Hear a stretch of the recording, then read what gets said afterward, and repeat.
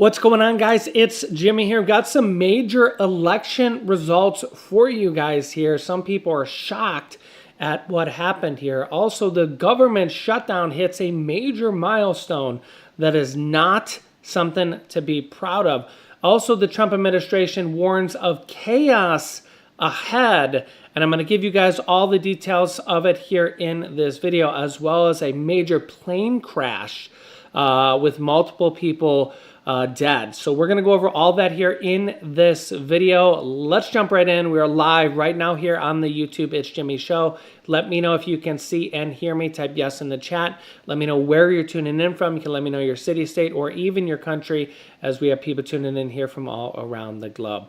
Don't forget to hit that like button for me here. And if you haven't yet, subscribe down below so you don't miss out on future videos. I will keep you up to date. All right, so we had some elections last night, and the headlines are saying that, quote, Democrats win big on election night in key races like New York City, New Jersey governor, and Virginia governor. In Pennsylvania as well, the Supreme Court. Another headline here says Trump bashes New York City Mayor Mamdani, who was just elected, after Democrats sweep key elections. You guys can let me know your thoughts on this here in the comment section. Abigail Spanberger and Mike Sherrill won gubernatorial races in Virginia and New Jersey, both Democrats, and Zohan Mamdani won New York City mayor race along other Democrat victories. Trump said, quote, I don't think it was good for Republicans. Hours earlier, Trump conceded that Democrats' electoral sweep up and down the ballot on Tuesday night spelled bad news for his Republican Party, saying, quote, last night it was, not expected to be a victory. It was very Democrat areas, but I don't think it was good for Republicans, Trump said during a breakfast meeting with the Republican senators at the White House this morning. Quote, I'm not sure it was good for anybody, Trump said, but we had an interesting evening and we learned a lot, and we're going to talk about that. Trump added, if you read the pollsters, the shutdown was a big factor, negative for Republicans, and that was a big factor. Meanwhile, the Senate fails to reopen the government again, and the government shutdown becomes the longest in U.S. history after another failed Senate vote, as Republicans and Democrats cannot compromise. Take a listen here. Today is day 35 of the federal government shutdown. That is now tied for the longest shutdown in U.S. history. And now the Transportation Secretary is issuing a new warning for air travelers. Yeah, at a press conference today, Secretary Sean Duffy said we could see an increase in flight delays and cancellations next week if the government does not reopen. He also said some parts of the U.S. airspace could close. Earlier today on Capitol Hill, and for the 14th time, senators rejected a bill to reopen the government. But now it does appear there is a small but growing movement to break the impasse and end the shutdown. Let's bring in NBC News senior national political reporter Sahil Kapoor, who's usually in Washington, but here with us on this election day. This optimism seems to be new. What's happening behind the scenes on Capitol Hill? Yeah, so the pain of the shutdown is just getting too real for senators to be as chill about this as they have been. They've been doing 3-day weekends, going home Thursday, coming back on Monday, voting on the same bill over and over again. But the new movement now afoot is between a group of moderate senators.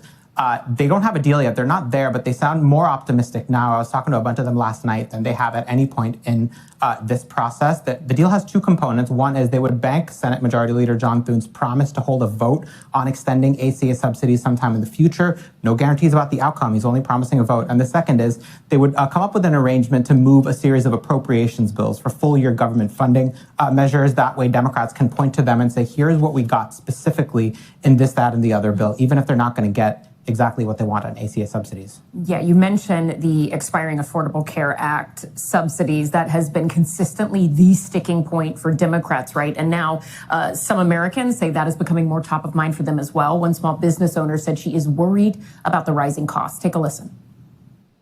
$800 a month right now. It's going to be going up $1,000. So it will equal $22,000 a year just for health insurance for a family of 3. Just immediately started thinking about what an impact it was going to have on our daily life, our family. So some bipartisan talk in the House about extending those, but what are you hearing from your sources? Yeah, so firstly, it would be 22 million Americans would see their premiums go up in the next year, and sometimes by a huge amount. So this is massively consequential in blue states and red states. What we're hearing in the House is a group of 4 lawmakers, 2 Democrats and 2 Republicans, some of the most moderate members, have made an offer for a 2-year extension of these ACA funds with some of the guardrails that Republicans have been demanding, including an income cap. They phase out between incomes $200,000 to $400,000. If you're above that, you get $0, and some new measures to crack down on fraud. The big thing is Republican leadership in either chamber has not endorsed this idea, so it remains to be seen.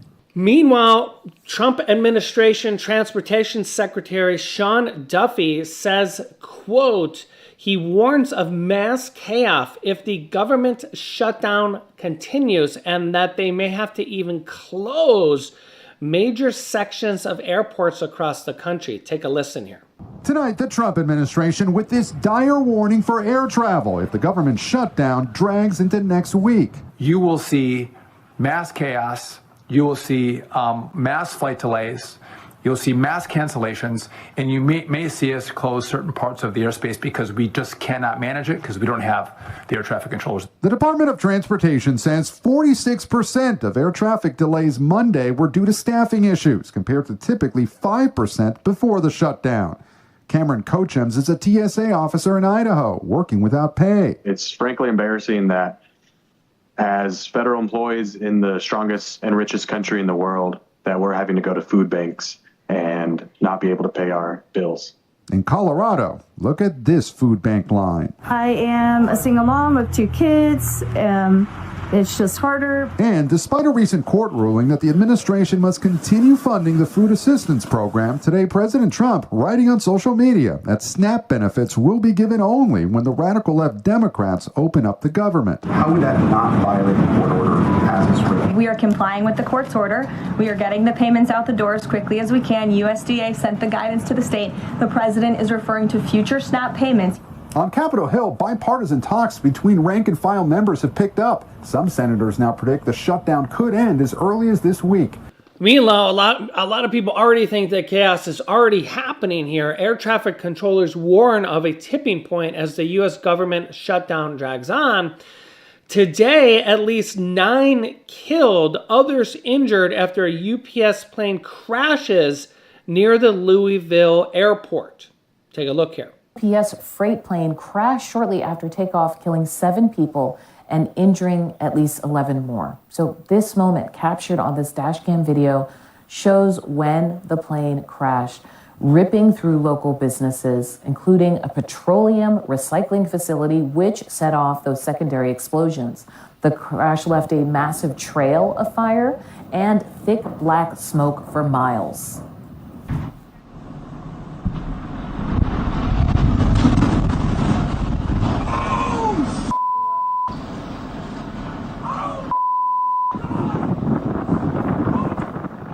An employee of nearby Kentucky Truck and Parts captured the scene. It took hundreds of firemen to contain the fire. Schools in the state's largest school district are closed today, and a shelter-in-place order is in effect for a 1-mile radius around the crash site. A team of more than 24 from the NTSB will travel to Louisville today to head the investigation.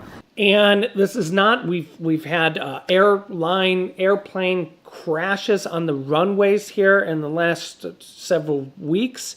And things are just scary right now. Just in the last 24 hours, we have 5-hour TSA lines just to get through TSA security and 6,000 delays in the last 24 hours.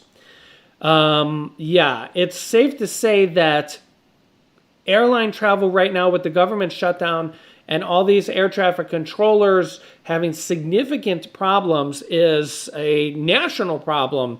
And imagine waiting 5 hours in line just for TSA, and then you got to go through the whole travel itself.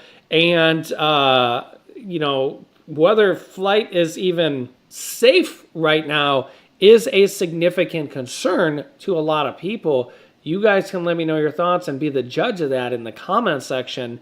I'm really not trying to fly right now because it is scary, at least a little bit. And it's one of those things where like something either happens or it doesn't.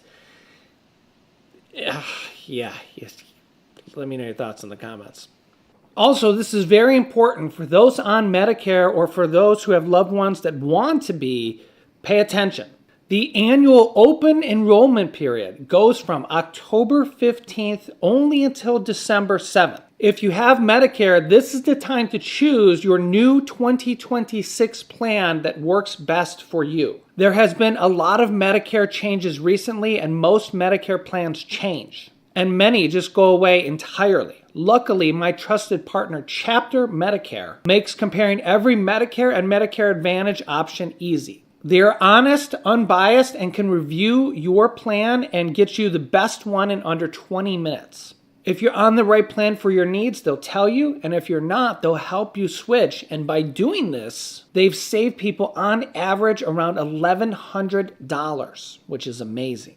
They've helped hundreds of people from my community find better plans, and they can help you too. So call this phone number on the screen, 833-700-1320, or click the pinned comment down below in the comment section to connect with Chapter and find the plan that's best for you. So make sure to share this video so other people can get this information, and subscribe down below if you haven't yet, and click the bell icon so you get notifications when we go live with new videos. I will keep you up to date. Click here to see President Donald Trump speaking about his new $2,000 tariff stimulus checks.